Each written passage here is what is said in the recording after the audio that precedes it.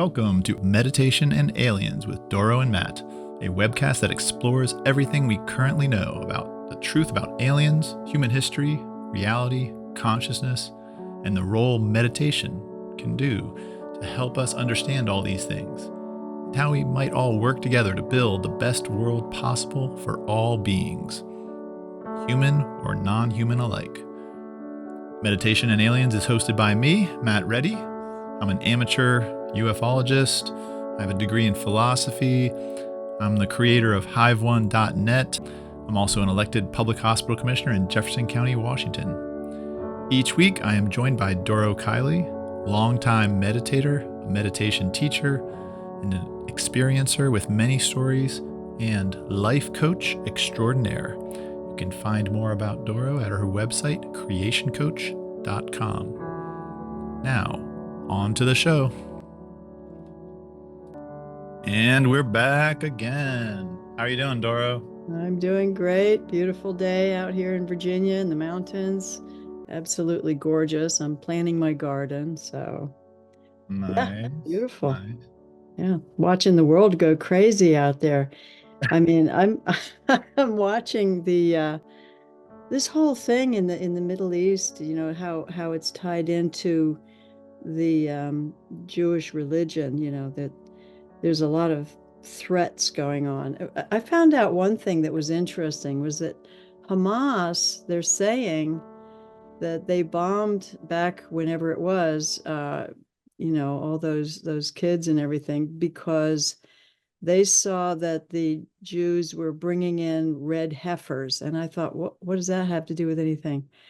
And it turns out it's biblical. Mm-hmm. They say when the heifers are sacrificed on the mount, the Temple Mount, that will be heralding in the new Savior. Um, so yeah, tensions are building over there because if that happens, the problem is the Temple Mount is now it has a mosque on top of it, a Muslim mosque.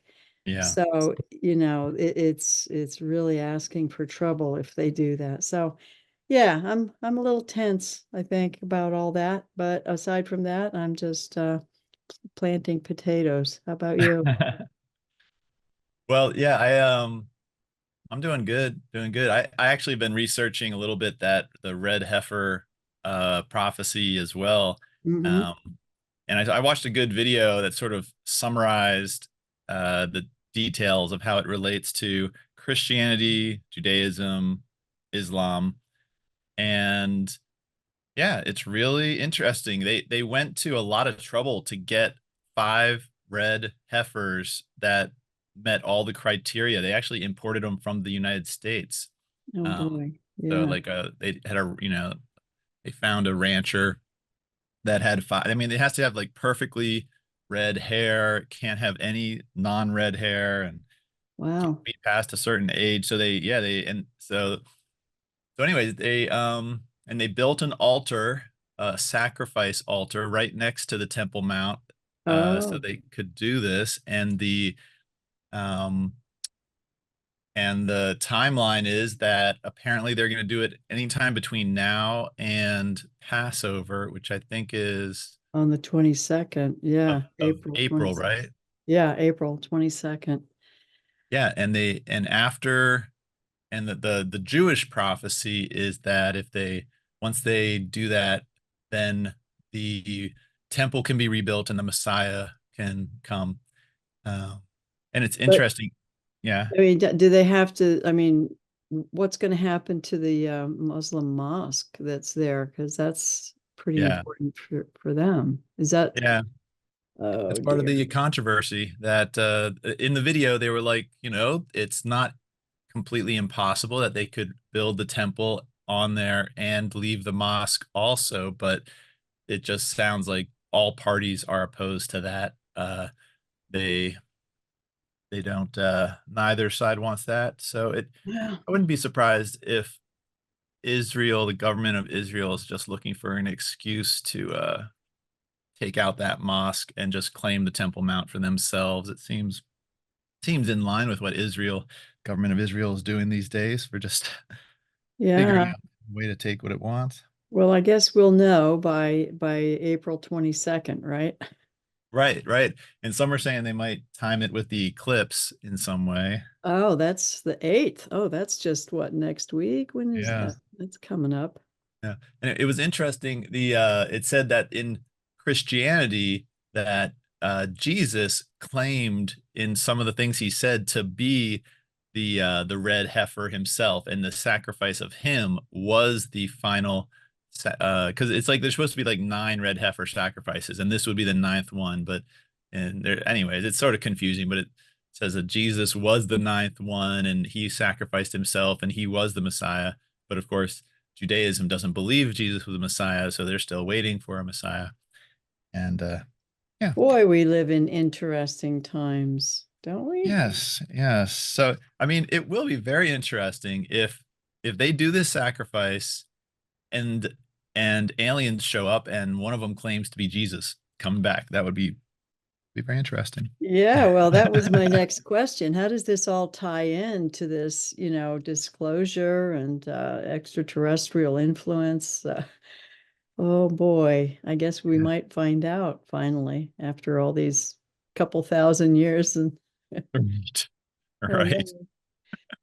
Oh boy, Anyways, there's deep breath, our deep religious breath. what's going All on. right. And my other question is, I suppose you had your class this week, right? Yeah. Yes, I did. So This was is it this good? yeah, it was great. This is the second course. And the this class was a focus on how will technology, science, and economics be impacted by the revelation of non-human intelligence? What would be the impact on technology, science, um, and maybe it wasn't a focus on economics, mainly technology and science. Yeah, that's And big. yeah, so in a nutshell, it's basically it seems, of course, that aliens are real and some sort of aliens, non-human intelligence. Hmm. Um, and the technology that it seems clear they have, one is anti-gravity of some sort. They seem to clearly have the ability to move ships pretty much however they want, regardless of wind, and probably can lift whatever weight they want, which would help explain how these giant megaliths, moved hundreds of tons of stone, seemingly extremely long distances, probably had a little help with technology we don't know about. Yeah, So there'd be transportation technology. But more important than that, Danny was saying, is the energy technology they use. They seem to there's tons of evidence that they have some sort of energy source that is like and basically like an infinite energy source. they Uh, call that the 0 point. Did he talk about that? The 0 point energy? I mean, I've heard that it called that. Yeah. Yeah, there and then so and actually so he went into this was really interesting. He said that what was it? He said it was during George W. Bush, his time, and maybe during Clinton's time too, that they both held these sessions and they brought a bunch of experts in and they discussed whether or not to release any information about non-human intelligence. Yeah, George W. Bush brought in Hal Puthoff and a bunch of experts, and they were and they broke up into small groups to say, okay, what would be the positive and negative effect if we told the world that these non-human intelligences existed? And then all the groups came back and said the negative impacts would be huge. Don't do it. Really? Yeah. But the negative impacts they said were basically they were all economic impacts, and it was Yeah. basically because it would make the rich people on Earth poor, less rich. This Yeah. is really self-interested negative impact. They said it would destabilize the stock market, it would undermine global currencies and the U.S. dollar, and it would completely undermine the fossil fuel industry because it would eliminate the whole fossil fuel industry, replacing it with this NHI energy. And so, and because like the US dollar and currency is like the petrodollar, it's based on the fossil fuel industry, it would destabilize the US dollar. And so they're like, yeah, don't do it. It would make too much cause too much trouble for the rich people on earth. So they're like, don't do it. Wow. Isn't that frustrating? I mean, how can, Yes. Yeah. they call the shots and, because they want to keep their secrets. Oh my gosh. Yeah. Yep. Yeah. It said in 1992, when Clinton was president, they did another sort of discussion, and he said that Jacques Vallée was there, and he asked a one of the science advisors for Clinton, why is there so much pushback against telling the world about non-human intelligence? And the science advisor said, "Here, let's go outside, and I'll talk to you." And they like had to Oh leave the my, building. really? Yeah, he went outside, and okay, he was hilarious. Danny was like, "This is the story that the science advisor told him." He said, "There once was an old man walking across a field, and the old man saw a light on the ground, and he looked down, and it was a frog, and it was sort of shining, and the frog, and he leaned down, he picked up the frog, and the frog spoke to him, and the frog said." I am a beautiful princess. If you just kiss me, I've I will heard turn this into a before. beautiful prince. Yeah, yeah, but wait. Yeah. If you kiss me, I will turn into a beautiful princess, and you and I will become the king and queen of all this land, and we will live in wealth and happiness, for a very, very long time. And the old man says to the frog, I'm an old man. I kind of like my life the way it is. I think I'll just be happy with a talking frog. Yeah. And is that the story you had heard? That's it. No, no, no. No, I heard the original, except it was a princess kissing a ugly old frog turning into a prince. No, Right, right. So, well, but so yeah, there's a little twist on it. It's like he said, this is basically what's going on. It's the people in power that know about non-human intelligence. They have a primitive, limited, primitive self-interest purposes. That's what yeah, it's they're limited comfortable. thinking. Yeah. Yeah. They're just like, no, we're pretty happy just being the ones that know about NHI, getting some benefit Everything. from their technology. And we don't really Hmm. need to live in a world where everyone knows and everyone is empowered by this. It's like, Oh my gosh. So how do we break that? I mean, is that possible to break that? Is that well, so continue. I want to hear more about the class and where did that lead to? yeah. Well, I mean, he definitely says the whole purpose of the New Paradigm Institute is to try to prepare the world for being able to think in with new worldviews. I mean, he says the problem is it breaks our entire worldview, the non-human intelligence, and it's like every time there's been a major scientific revolution, the world has had to adjust its thinking, and we still basically have the thinking today that we live in this material world. It's a hyper material worldview, and he says the thinking that we have to adjust to is more like what quantum mechanics tells us, which is that when we look at the most fundamental level of reality and we smash atoms and electrons and everything together, we see that at the base level, reality uh, is this weird potential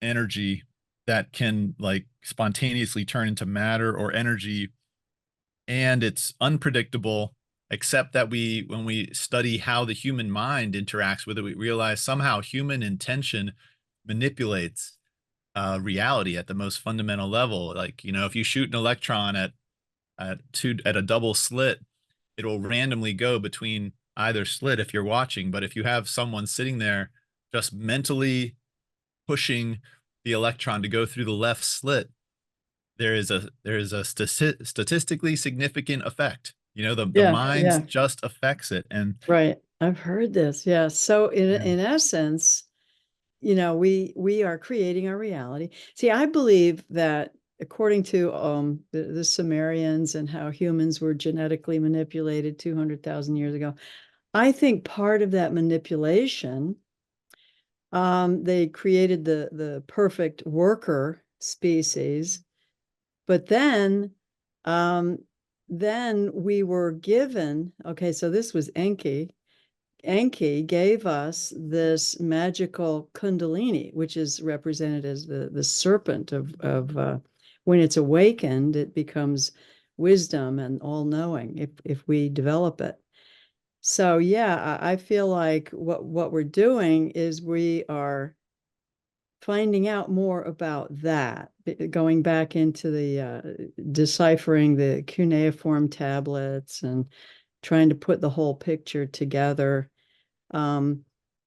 So yeah, I don't know where I'm going with that, but it's definitely more of a quantum issue, I think. So we got to tell a good story if we're developing our own storyline and creating our own reality. Wouldn't we just really have to have a clear kind of a universal picture for us to play with, to create? But right now it's just all going to chaos Yeah. Yeah. because we're not clear on what we're thinking and we're being manipulated energetically. That's what it feels like. Yeah. Yeah. Well, he So sort what of talked else? he Yeah. talked about that towards the end. He he was saying, that our human minds, he was saying that what we need to do is meditate. He actually was saying this. He was like, and he recommended, 20 minutes of meditation in the morning, 20 minutes at night before you go to bed. And he just Yeah. recommended simple transcendental meditation, and he said it's interesting how the angle in which he described it. He said the goal is just to start to recognize that so much of what goes on in our minds is uh, is programmed, is like Yeah. these pre-programmed things. And if you meditate and practice, you eventually start to start to be able to separate yourself from these pre-programmed instincts and behaviors and reactions and everything. And then, he says you achieve some level of free will. And he actually says they are going to have courses. They're going to start offering courses through Ubiquity and the New Paradigm Institute on remote viewing and telepathy to develop. I mean, he says that, and in like Hindu traditions, they actually teach that telepathy and remote viewing and even teleportation and all sorts of things are actually possible if you properly train yourself and train your mind.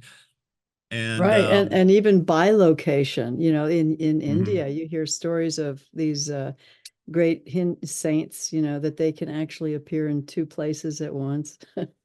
yeah, Yeah. I think we have a whole lot more capability than we have been programmed to believe. yeah, it's interesting. And so it's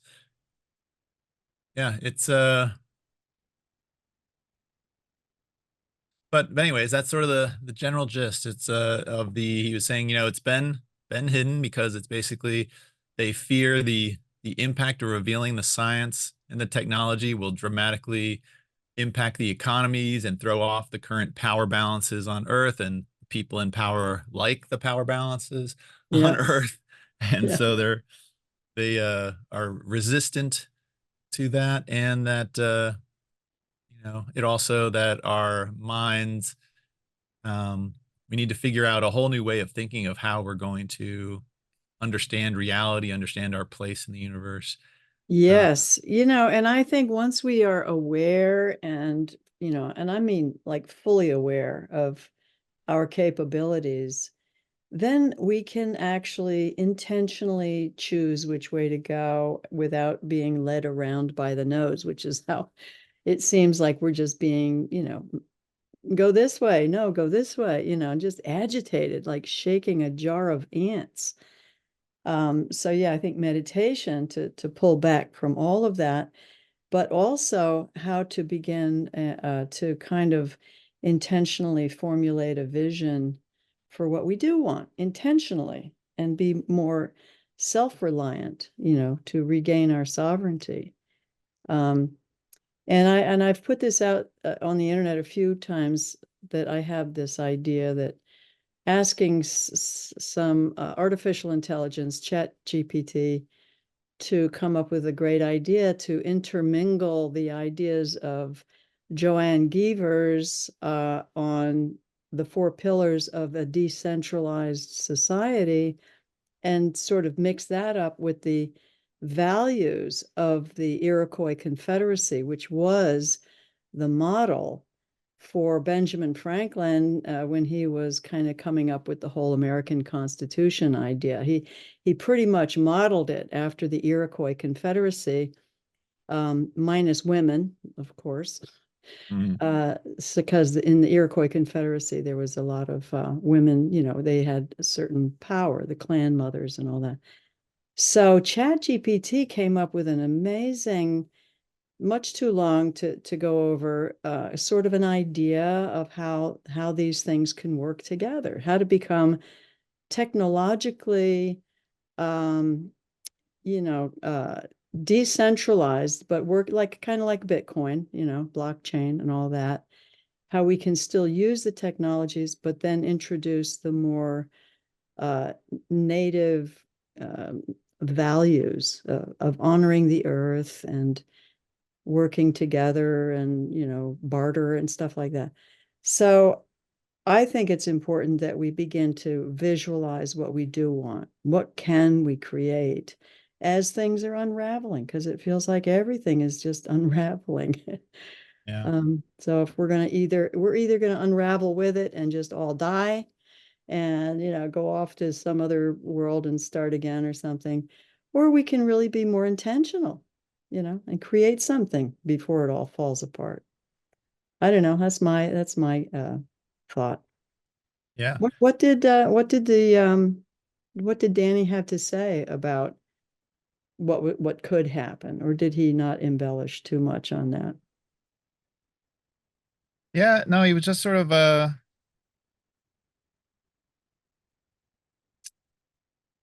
mean, he's just sort of saying this is the whole purpose of what he's doing, trying to get, trying to get people really educated to what is going on and thinking about how do we help society transition into um uh, a different worldview that Right. integrates the reality, as we discover what the actual reality is of the non-human intelligence. And I mean, for Yeah. me, that's the really key point is how is that these non-human intelligence interfacing with the power structures on Earth? And it seems to me it's it's the way he describes the rich and powerful humans on Earth don't want to reveal things because they don't want to lose their power. But I don't believe that the rich and powerful on Earth are really the decision makers. It seems to me that the non-human intelligence has far more technology and power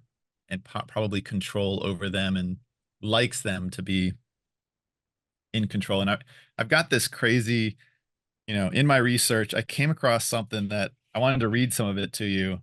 Yeah.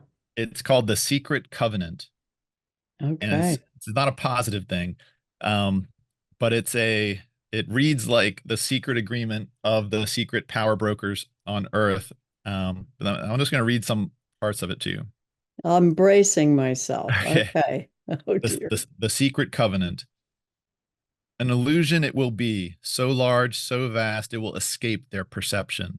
Those who will see it will be thought as insane.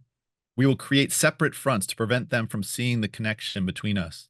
We will behave as if we are not connected to keep the illusion alive. Our goal will be accomplished one drop at a time so as to never bring suspicion upon ourselves. This will also prevent them from seeing the changes as they occur. We will always stand above the relative field of their experience, for we know the secrets of the absolute. We will work together always and will remain bound by blood and secrecy. Death will come to he who speaks. We will keep their lifespan short and their minds weak while pretending to do the opposite. We will use our knowledge of science and technology in subtle ways so they will never see what is happening. We will use soft metals, aging accelerators, and sedatives in food and water, also in the air. They will be blanketed by poisons everywhere they turn. The soft metals will cause them to lose their minds. We will promise to find a cure from our many fronts, yet we will feed them more poison. That's I'll just stop there. It keeps on going, but it's Oh my uh gosh. yeah. Well, let whew, me skip down there. Oh, let me just skip down to a few bits there. They will see our products being used in film and will grow accustomed to them and will never know their true effect. When they give birth, we will inject poisons into the blood of their children and convince them it's for their help. We will start early on when their minds are young. We will target their children with what children love most, sweet things. Oh, man, it's like, um, I all right, mean, basically, what you're saying is everything that's gone wrong has been part of the plan. yeah, yeah. It just reads like a sick, sick plan for world domination. I'm gonna read a little Okay. bit more. We Yeah. will establish their governments and establish opposites within. We will own both sides. Oh, yeah, yeah. Well, we see that. We will Hmm. always hide our objective, but carry out our plan. They will perform the labor for us, and we shall prosper from their toil. Our families will never mix with theirs. Our blood must be pure always, for it is the way. We will make them kill each other when it suits us. We will keep them separated from the oneness by dogma and religion.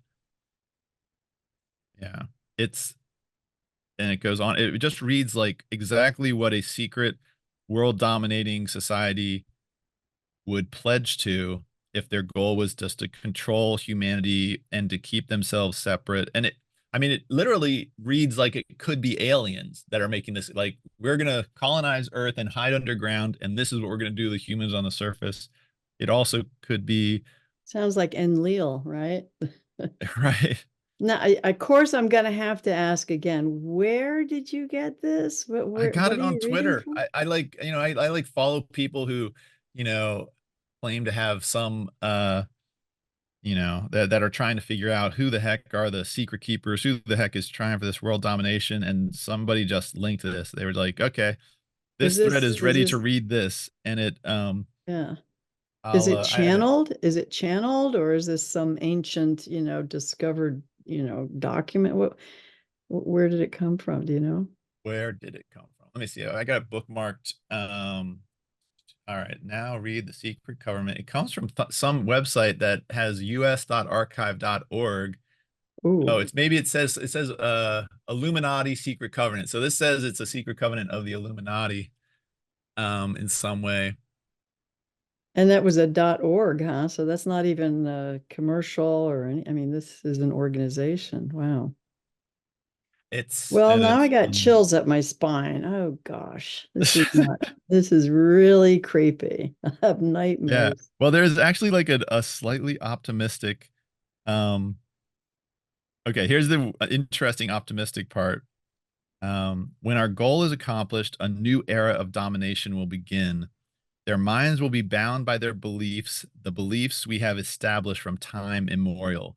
But if they ever find out they are our equal, we shall perish. That's This, right. yeah, That's right. That's this right. they Yeah. must never know. If they ever find out that together they can vanquish us, they will take action. They must never ever find out what we have done, for if they do, we shall have no place to run, for it will be easy to see who we are once the veil has fallen. Our actions will have revealed who we are, and they will hunt us down, and no person shall give us shelter. Yeah, right. I mean, Yeah. okay, that's really, oof, that's scary.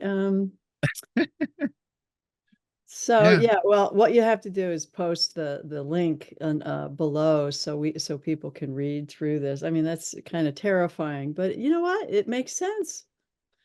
It does. I mean, I've come across a few in my research. There are a few documents I've come across that, like, okay, this just reads like the exact plan for world control and domination that has been put in place. Yeah, And some of these go back to, I don't know how far this one goes back, but it seems to clearly go back actually to the Illuminati. I mean, the Illuminati was a real organization in Europe that was like connected to the Knights Templars and to the right. Freemasons, and so it really did exist at one point. Whether or I bet not, it still does, right? I'm sure. I mean, if they're all about secrets, I'm sure they're still holding secrets. well, I mean, if aliens of some sort are real and they've been around thousands of years, then of course they would use secret societies as a means of control. They would Yeah, choose some humans, and so it makes sense that you know, I mean, it never made before. I thought aliens were real.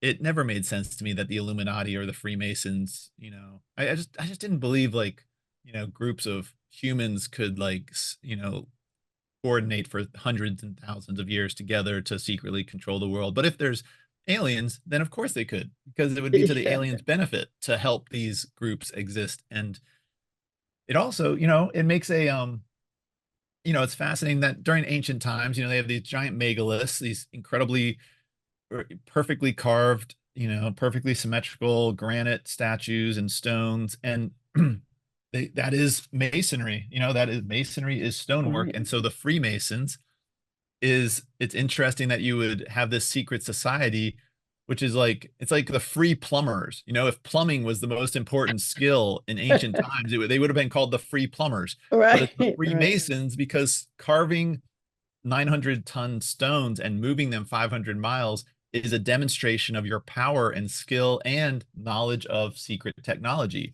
that no one else has. Well, I have a little bit of a theory about that. Yeah. I think, and they're starting to look into this. I'm sure they've been looking into it, but there's a whole field of believing that they had a technology that used sound and vibration, frequency, in order to actually melt granite and reform it into position. And I don't know if that's true, but they showed these ancient, I think it was all the way back in Babylonia, where there were these massive rock granite stairway, and that it had melted. The stairs were melted together, and they think that that was some kind of a vibration, sound technology. So, and this is kind of an old theory that it's that what they had was a way of doing some kind of a anti-gravity or melding of the stone. And that was a technology supposedly that was very much used around the world. You could see it in Mesoamerica and around the Egypt and all this. Um, and so if they had that kind of technology, and now they're finding out that DNA can be manipulated with sound and vibration, I think they had a whole lot more going on than we have any idea about. I think they were far more advanced. The question is, did this come from beyond our planet, or did it evolve here on the planet? And that's a question Graham Hancock is looking into. He's saying it's possible that this actually evolved on this planet, and it was wiped out by some galactic celestial event. Uh, so yeah, a lot of questions. We're still asking all of that, but I think that we don't know a fraction of what they knew back then. Yeah. Yeah. We don't know I mean, it's just like it's so obvious now. If you just really let yourself watch videos that go into the precision of Egypt, just the precision of the granite carvings and the stones and the all, but not only just Egypt, but also noticing that all over the world, Right, now they knew how to do things with stone that none of us know how to do now, but somehow right. they figured it out in like 100 different places on Earth how to perfectly carve and fit stones together, and looks like they just manipulated them like they were Play-Doh. And the technology for doing that has been hidden. And if the knowledge of it still exists, it's hidden. And yeah, it makes perfect sense that human civilization, we've only been around a few thousand years. There's clearly a whole bunch of stuff going on much way before us that Yeah. we don't understand. And we are we are newcomers to this planet in some way. And yeah, I don't know if it was a previous human civilization. I mean, it could have been a billion years ago that there was the first civilization on this planet. And they're also, and it's just weird that we're kept in the dark and treated like children, I guess. And And do you think that these secret technologies might still be held with these secret societies? yeah, well, I mean, it just makes sense. If you had secret technology for manipulating, I mean, they might have hidden the technology even when they built the pyramids. They might have hidden it in a group of masons, and you're like, you only get to know about how to really do this stuff with stone if you're part of this secret mason group. and then it evolves to the Freemasons, and it continues to be passed down in some way. And eventually they realize, well, it's not really just about being a stone worker. It's about knowing about power, about who knows the secret technology. It's like in current times, we don't, honor people that know how to work stone as the most skilled, important, class of people anymore. But it's still called the Freemasons because that's how it all started. Yeah. Um, I would imagine that if a fully enlightened person who had all the knowledge and power to manipulate reality, I mean, if we all had that, it feels like everything would just merge into one big soup. I guess we have to have our stories in order to manifest anything. And the secret keepers are the ones who are trying to keep the story going because it's for them, it's fun. yeah, well, I mean, I guess it's, if everyone had, yeah, if everyone had this like infinite power for manipulating reality, it would just be like we're in a video game. It would just be like, okay, well, everyone can live in a castle. Everyone can have robot servants doing whatever they want. Everyone can fly wherever they want. Everyone can eat whatever they want. Maybe it does start to disintegrate the variety of this of life to a point that people get bored. I don't know. And I mean, it's like Yeah. that sort of reminds me of the theory of Atlantis, that it just like people just got bored. It was like a super abundance of everything anyone wanted, but the society became slovenly, and so someone decided we just got to destroy this thing and start over. And that seems to happen in cycles, like you hear different numbers, every 3,600 years or every 11,800 years that, we get wiped out and we have to start again. Yeah. Well, I saw Elon Musk interviewed recently, and he was talking about talking about the progress they're making with AI and with robots, and he was like, he truly believes we're about to enter a phase of abundance, of there will be abundant infinite labor available to do, so humans will barely have to do anything because we will have robots that can just do everything for us. So he's like, we're going to enter a phase of abundance. He wasn't sure what's going to happen next after that, but there's at least going to be a start of some sort of almost like golden age of abundance where they're going to have to basically do something like universal basic income for people because there's not going to be enough jobs. And yeah, and it's sort of like there's a new thread I'm sort of wondering about, if we are really about to create thousands of robots, humanoid robots that can basically do anything a human can do. Um, it seems like that's incredibly useful.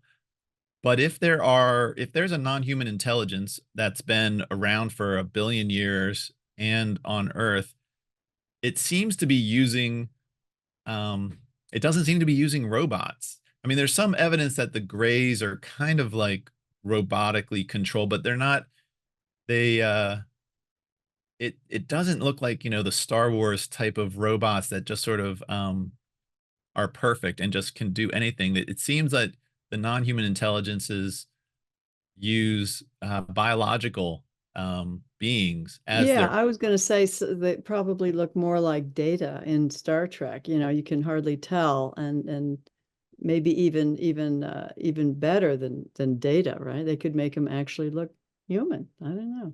Well, I mean, okay, if we go with the Farsight did their remote viewing of who's in control of the reptilians on Earth, and Farsight, they saw a super powerful AI in another galaxy was the ultimate controller of the reptilians here.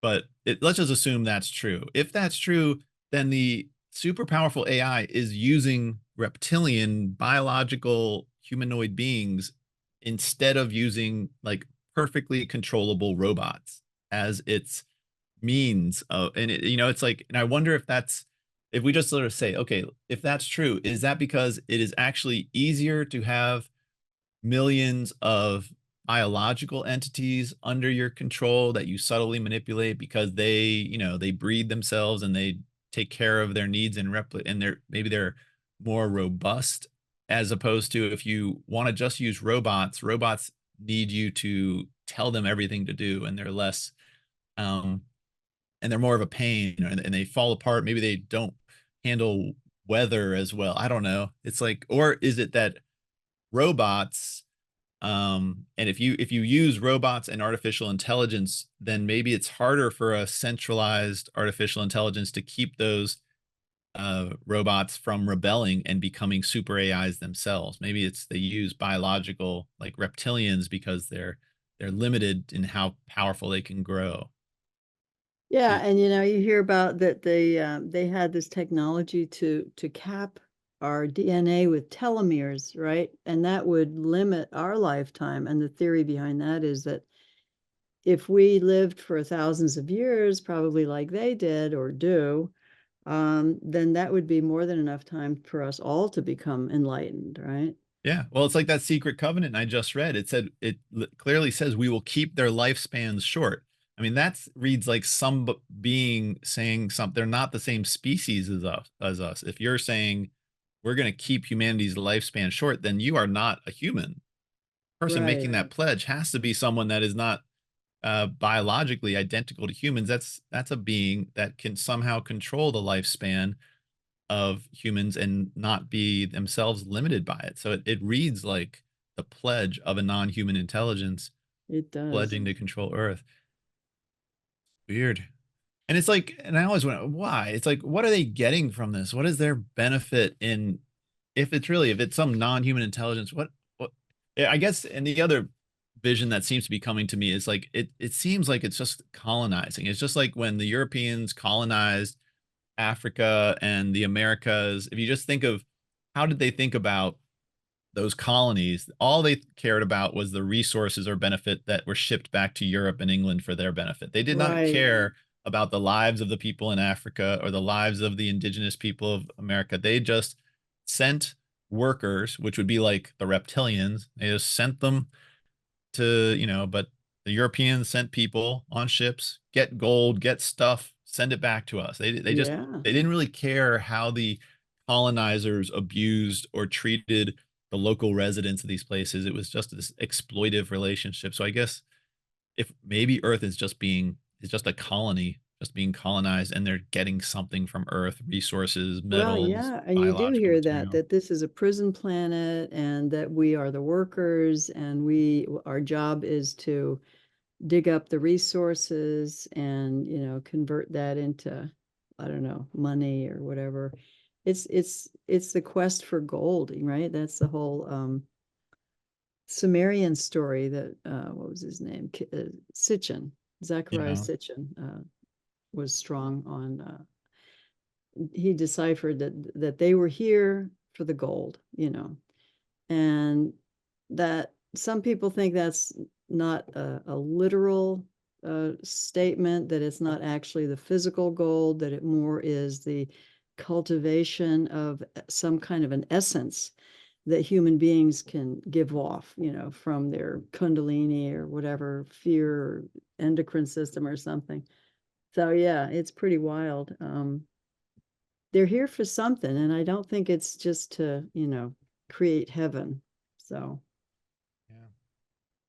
I don't know. Well, at least humans, I feel like humanity has at least evolved to a point that there's a large number of humans that are like, you know what? We don't like colonizing the way people were colonized in Africa and India and the Americas. There's a lot of us who are like, you know what? Actually, we're not really down with the brutal abuse and exploitation and slaughter of Right. indigenous groups. And so I mean, have the aliens not evolved to that point, or is this super AI just like I'm just gonna exploit the universe and extract whatever I can and grow in power, just like mindlessly seeking power, And it just seems like that their view of us might be just the way we view, mice in the kitchen, or, something that we're just work animals too. I mean, I don't know. They don't see the value of human life. That's I think the final conclusion I have to come to.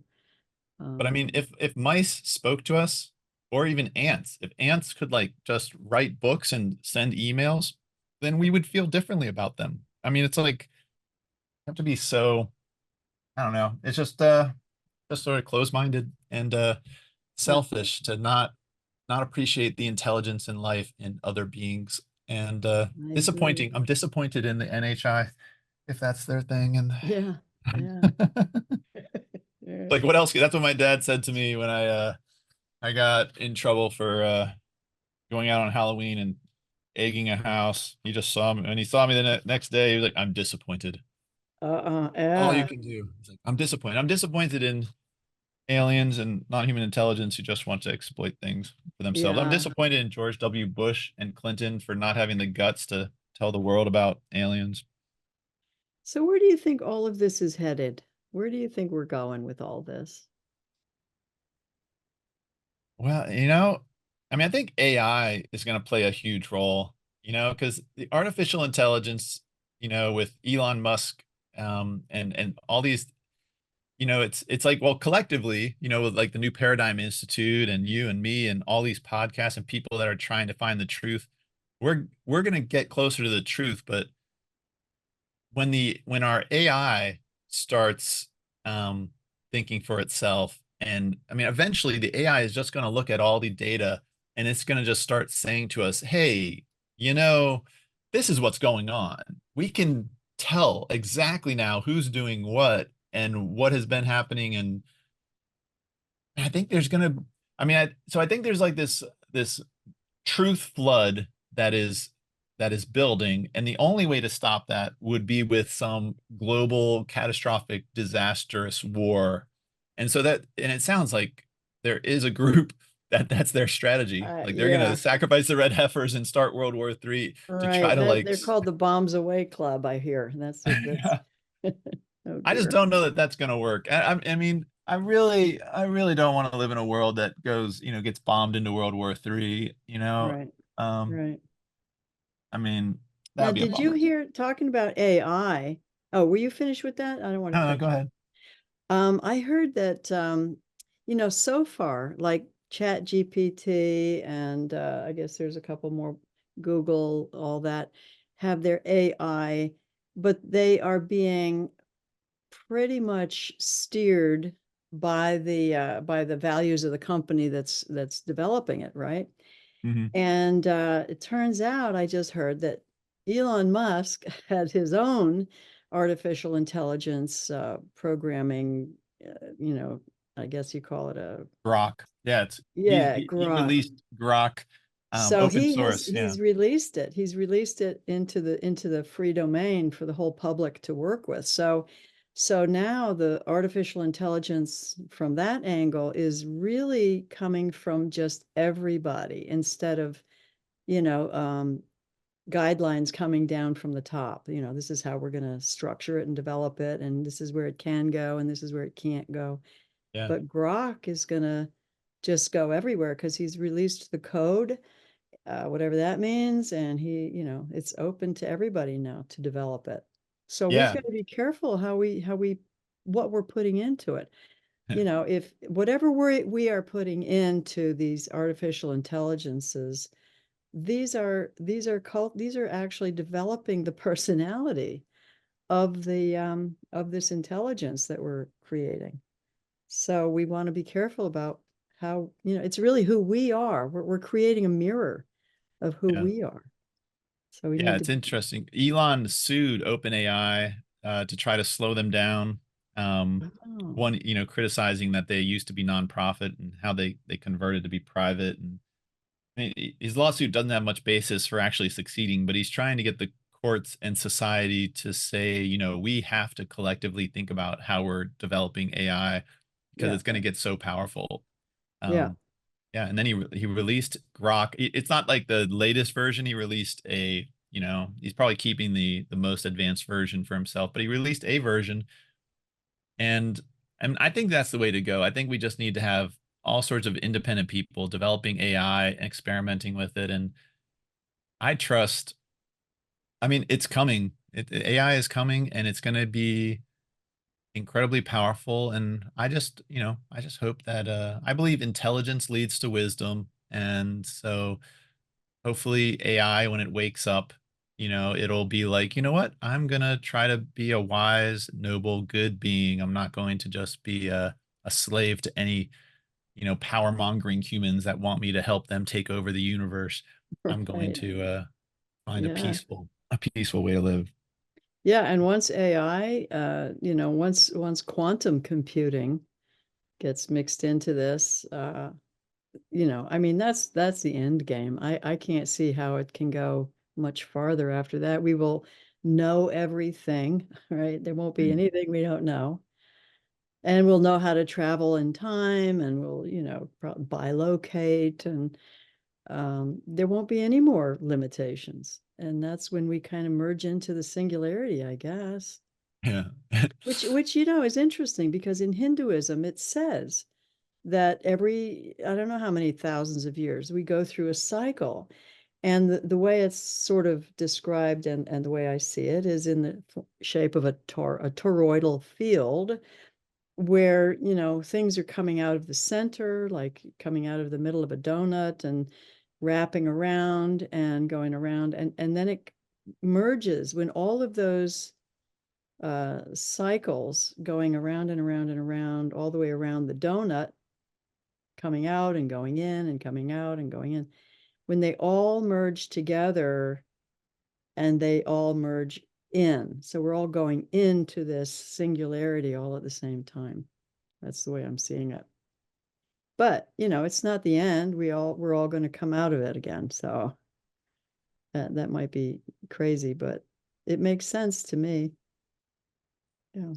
Yeah, I just sort of wonder, it seems like if everyone merges and has like, you know, infinite bandwidth communication between each other, it seems like that's such an opportunity for domination and loss of individual freedom and power. And so that's what I wonder. That's one of my worries always about the power of technology. And I want to um anyway, so that's why I'm always thinking about how can we what would it look like if we had a world where everyone was super empowered yet also still had individuality, individual freedom of thought, freedom of expression. Yeah, Um, I think if we're going to survive as a species, I think we've got to do away with competition and work together in collaboration. I mean, there's no living system that is not working in collaboration. I mean, look at our body, if our liver was fighting with our kidneys, and is the heart better than the brain, and everybody's kind of battling for supremacy, well, it doesn't last very long.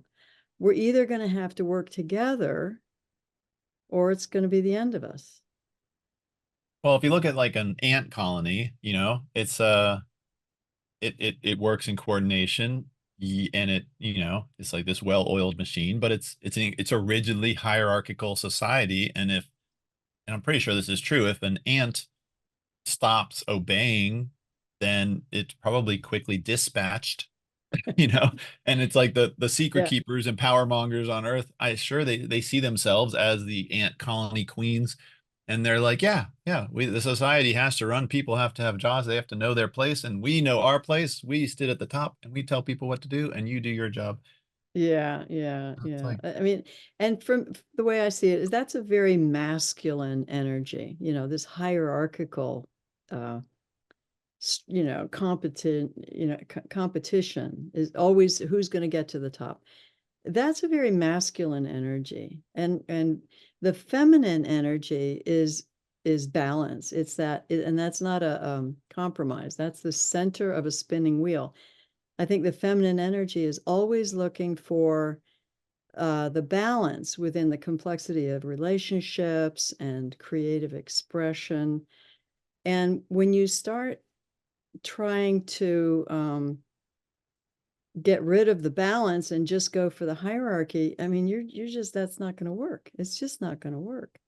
You have to have uh, the balance, and for me that means the collaboration, working together, not the competition. That's the way I see it. yeah. So I think some sort of healthy competition, I think could I think be. men need competition. I think that's why I love the whole Iroquois Confederacy, because it really takes into account that the man's role is, and I don't want to get into trouble here about the man female, thing going on here, but historically, okay, let's say the man's role has always been the provider, the protector, and he would be the one who would train and mentor the young men and how to be good providers and protectors. I mean, basically, that's been, the male role, and the female has been working within the family, raising healthy children for the next, generations, and providing, food and preserving food and all that. So there are two energies at work at all times. And, we can't have one without the other. And I see that what's happening is we're way out of balance on the masculine, and the feminine has just not stepped into her power for a long time. Mm, I mean, she's kind of superficially, the whole women's lib, and but that's not women's power. That's competitions with men. So that's a whole different thing. mm, That's not the feminine power. So I hope that, and I do see a lot of females rising up, talking about what that means.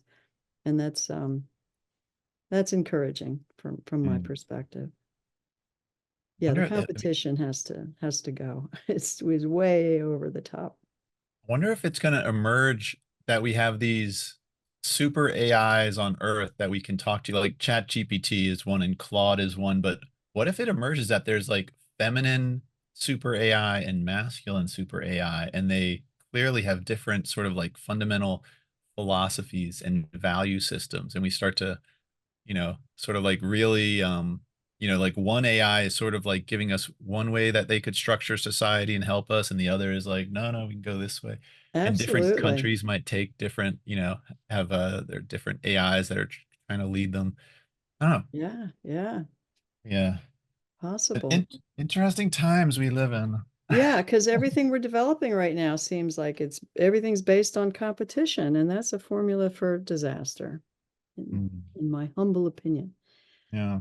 So, Well, maybe the Galactic Federation is built on collaboration, and we just need to get Earth to be able to join it. We can get out of the yeah, thumbs of our power brokers here.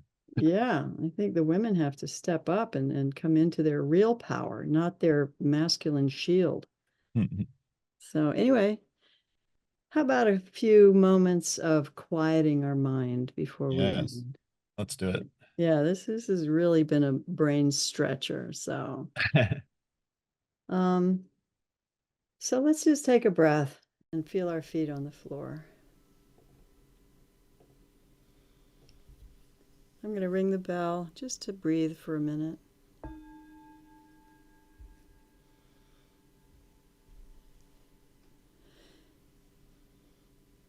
So, coming into this place of meditation, this is where we are learning how to release all of that fascinating, interesting, frightening information that comes at us. And just realize that that is all happening in the mind. These are all mental formations in our mind, which may or may not be manifested on the outside.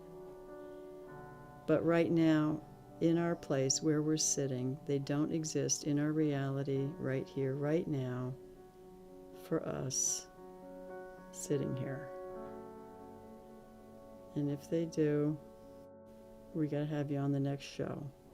But, but for now, let's just take a deep breath. Feet on the floor, letting go, letting go, letting go.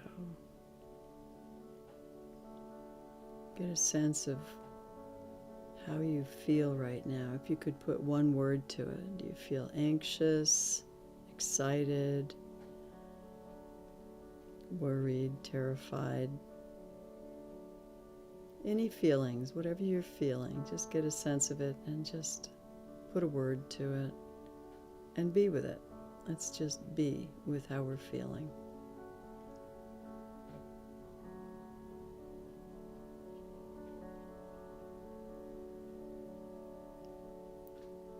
And feel the weight of your body on the chair or cushion. This is the planet itself supporting us with her gravity. The air coming in and out through our lungs. This is the world, the atmosphere also supporting us.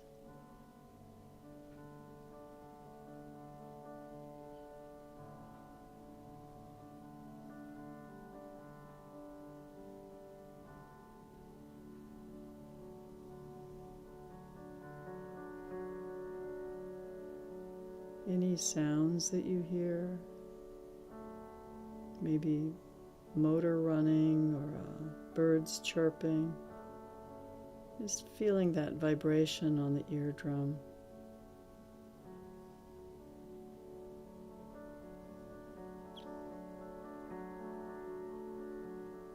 And checking in with all the muscle groups. What about the muscles around the eyes?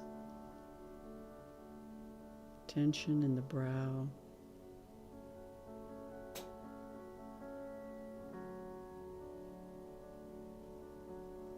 So when we're feeling unsettled and nervous and too much information, this is where we come. We always come back to this moment with the breath. This is our anchor. This is our home. Just let everything else go.